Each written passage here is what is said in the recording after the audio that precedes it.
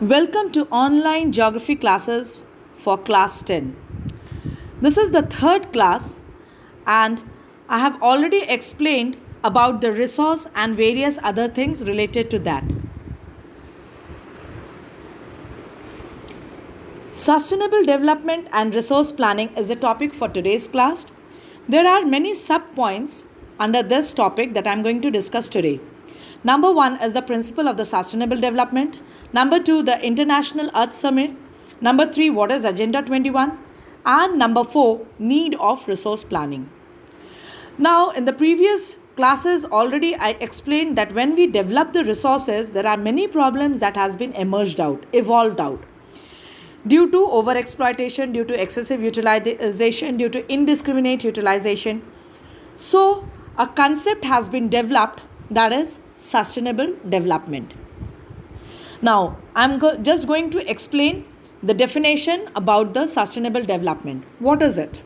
Balancing the use of resource and conserving them for the future generation is known as sustainable development.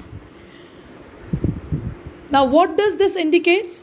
That this will not only meet or fulfill the needs of the present generation, but will also fulfill the needs of the future generation without damaging the environment. Another definition is there, that is means of economic development based on sustainable use of resources. Now, when we use the word development, it is connected with growth. It is connected with the development of a nation. Now, when nation has to be developed, that means it has to use the resources and it has to be in a progressive nature. It cannot be decelerate, it cannot be stabilized. So, when it has to be in a progressive nature, the use should be in a rational manner and in a sustainable order. So, thus wise, economic development based on sustainable utility or use of resources. Now, when I pulled up this term economic development, let me just make a difference or clarify the difference between the economic development and sustainable development. What is the basic difference between the both? Now, when we term it as an economic development, we just relate to the amount that is being produced, the composition, the growth, the distribution, and its composition. But when we term it as a sustainable development, what does this indicate? That how much resources we are going to exploit it and whether the rate of renewable is keeping a parity with that rate of exploitation. That is sustainable development. Next, the demand and supply is the basic concern for the economic development. But here, the preservation and protection of the environment is the major concern. And the third one, under the economic development, it is only related to the human progress. But under the sustainable development, it is related to the development of all the forms of life and to give respect and care to all forms of life. Basically based upon concept of 5 R's. What are those 5 R's? Reduce, recycle, reuse, regenerate, and rethink. So these are the 5 R's on which the sustainable concept is based upon. Now there are some principles of sustainable development. What are those principles? First of all, we have to improve the quality of human life.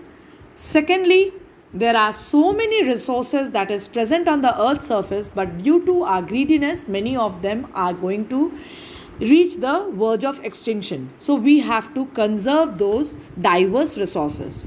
Third, we have to reduce the depletion of the natural resources by reducing our overexploitation. Now we have to adopt a proper attitude towards the environment. How? We need a plot of land for our agriculture. We are not getting the proper land. What we are going to do? We know the technology, we are advanced in technology, we'll just deforest a land and we will use the land for the agricultural purpose.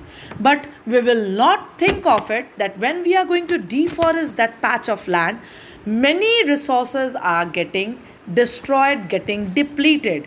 So we have to change our attitude towards the environment. And lastly, we have to render our respect and care for all the forms of life, not only for the human being, but all the forms of life. These are the principles of sustainable development.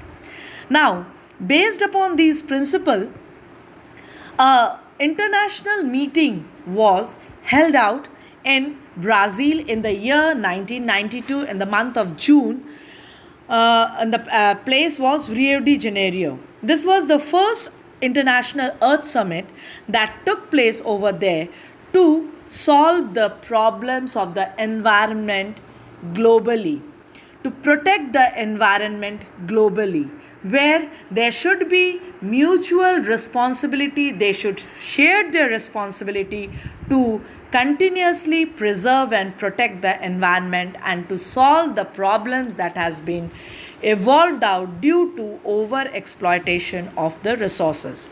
So there are some features of this International Earth Summit. There were many states. Normally, it is being mentioned that 100 states have attended the summit, and they have declared and signed a treaty over there related to the biodiversity and the global changes. And they have also emphasized on the global forest principles. And lastly, the main thing, they have introduced an agenda that for achieving sustainable development. It was termed as Agenda 21. Now, as this Earth Summit was related to the protection for the 21st century, or the concept was evolved out in the 21st century, that is the reason the agenda was named as Agenda 21. Now, what are the features of this Agenda 21? To fight the environment damages that has evolved out due to excessive exploitation. Now, the entire society is being discriminated, is being divided into two, haves and have-nots. And as a result, the poverty has been, a large-scale poverty is the outcome. So we have to reduce the poverty. Next, to control the diseases that has been evolved out, and that has to be done with the help of global cooperation. And lastly, every local government should draw its own local agenda. Now, the third point that I have discussed, it is the best example of the present scenario that we all are facing. Now, the next is related to the aim that the Earth Summit is there. Now, what was the basic aim of that International Earth Summit? The basic major theme of the Earth Summit was environment and development. The second was to ensure economic development, which could ensure growth not only under the present condition but also for the future condition. And exploitation of the natural resources should not exceed that of the renewal of those resources. That means we have to exploit by keeping a parity with its replenishment. And in short, we can say we have to protect the environment, its socio-economic development, which was the major objective of the International Earth Summit.